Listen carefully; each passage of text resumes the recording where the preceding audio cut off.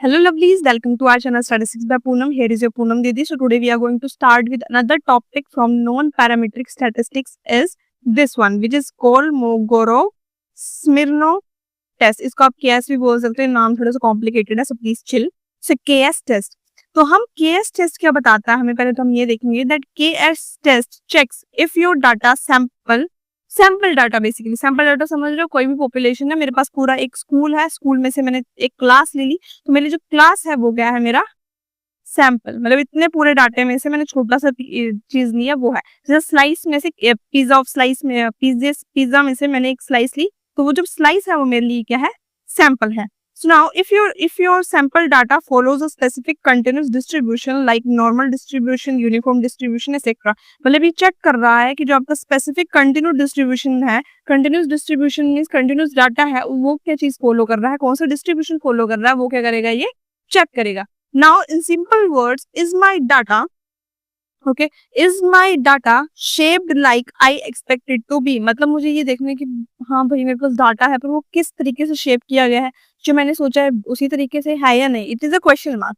Okay, examples है इसके थोड़े से, that do peoples height follow the normal distribution, क्या मतलब लोगों की हाइट नॉर्मल डिस्ट्रीब्यूशन फॉलो करती है, क्वेश्चन है। Okay, now are the values from a random number generator evenly spread uniform, ये भी क्वेश्चन है। So these are the questions we get कि हाँ मैं अपनी ही चीज पे जो मैं क्वेश्चन कर रही हूँ। Okay, now when to use, पहली तो बात यह है कि यूज कहाँ करना है, सभी बच्चों को यही प्रॉब्लम होती है कि क्वेश्चन कहाँ पे यूज करना है, मैं बता रही हूँ। So use the KS test when your data is continuous not categories. अब इस केस में कैटेगरीज की साथ बात नहीं हो रही है, आपकी बात हो रही है कंटिन्यूस डाटा के साथ। कंटिन्यूस डाटा मतलब जिसमें इंटरवल्स हो, मतलब मैं बोलूँ कि हाँ मेरी हाइट जो है वो इसके बीच में लाई कर रही है। अब मैं बोलूँ मेरी क्लास, मेरे पास क्लास है 50 बच्चों की, तो मैं ये थोड़ी बोलूंगी कि पूरी क्लास 50 क्लास की एवरेज है, मैं बोल दूं कि भाई सभी की एवरेज जो है, मतलब मोस्टली हाइट जो है वो 5 फुट 2 इंच है फॉर एग्जाम्पल, तो नहीं हो सकता ना भाई, किसी की 5 फुट 2 इंच है, किसी की 6 है, किसी की 7 भी हो सकती है, किसी की बहुत कम हो सकती है। तो इस केस में मैं बोल सकती हूँ कि हाँ मेरी क्लास का जो डाटा लाइक कर रहा है वो फॉर एग्जाम्पल 5 फुट से लेकर 7 फुट के बीच में लाइक कर रहा है, तो ये है मेरा continuous data. Okay, now you want to test if it fits a non distribution, उसके बाद आपको देखना है कि वो कौन सी नॉन डिस्ट्रीब्यूशन में फिट हो रहा है या नहीं। ओके, उसको टेस्ट करना है।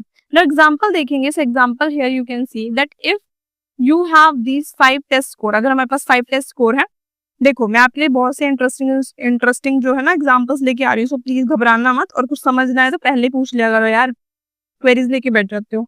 नाउ डाटा, यहाँ पर मेरे पास सभी के स्कोर है 55, 60, 65, 70, 75। तो अब इसको कैलकुलेट करें, कैसे करेंगे, KS टेस्ट की यूज करके। तो पहली बात तो यह है कि स्टेप बाय स्टेप हम देखेंगे कि पहले हम करेंगे sort the data. Sort means ascending order में लेके जाएंगे, छोटा फिर उससे बड़ा, उससे बड़ा, उससे बड़ा, फिर सबसे बड़ा। बट इस केस में अगर आप देखोगे मेरा डाटा ऑलरेडी सॉर्टेड है 55, 60, 65, 70 और 75, तो ये डाटा है मेरे पास। Okay, find the empirical CDF means EDF find out करना। EDF सभी को पता है कैसे फाइंड आउट करते हैं, जो हमने पहले निकाला था, अगर किसी ने नहीं देखा प्लीज उसको जाके देख लो यार। ओके, सो स्कोर है मेरे पास, मैंने स्कोर्स को ऐसे लिख दिया है कॉलम की फॉर्म में। EDF मेरे पास क्या है कि मेरे पास जो नंबर है मेरे पास, फॉर एग्जाम्पल 1, 2, 3, 4 एंड 5, मेरे पास कौन सा लिस्ट है एक नंबर में, तो 55 कहाँ आ रहा है मेरा, फर्स्ट नंबर पे देख सकते हो मेरे पास फर्स्ट नंबर पे तो 1/5। इसके बाद जो 60 है वो कौन से पे आ रहा है, सेकंड पे 2/5 0.4, थर्ड पे आ रहा है 3/5 0.6, फोर्थ पे आ रहा है ये 4/5 0.8, फिफ्थ में आ रहा है, मतलब ये काइंड ऑफ इनको बाद आ रहा है, तो 5/5 = 1।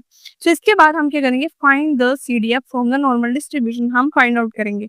So based on mean and standard deviation, you can use Excel, Python और a calculator। मतलब आपको क्या करना है, सिंपल से इसका मीन फाइंड आउट करना है। मीन तो बहुत इजी है, इन सभी को ऐड करना है, हमने डिवाइडेड बाय कितना कर देना है, 5 से। ओके, सिंपली ये करके आपको क्या करना है, स्टैंडर्ड डेविएशन फाइंड आउट करनी है। ओके, उसके बाद इसको CDF में इंक्लूड करना और अपना फाइंड आउट करना है। उसके बाद कंपेयर द टू, उसके बाद हमने इन दोनों को कंपेयर करना है। Find the maximum difference between EDF and CDF, that's your D statistics. Okay, conclusion है, if the difference is small the data likely follow a normal distribution, if the data is big it likely doesn't।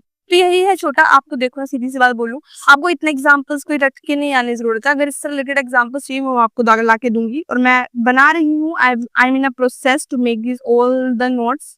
तो आपको क्या करना है, जहां पर भी अगर आपको ये सारे नोट्स चाहिए, आप सिर्फ जाके डिस्क्रिप्शन में जाके सारे हमारे नोट्स चेक कर सकते हो, और जो आपको पढ़ना है वो आप जाके पढ़ सकते हो। और मिलते हैं नेक्स्ट वीडियो, तब तक के लिए bye and have a nice day.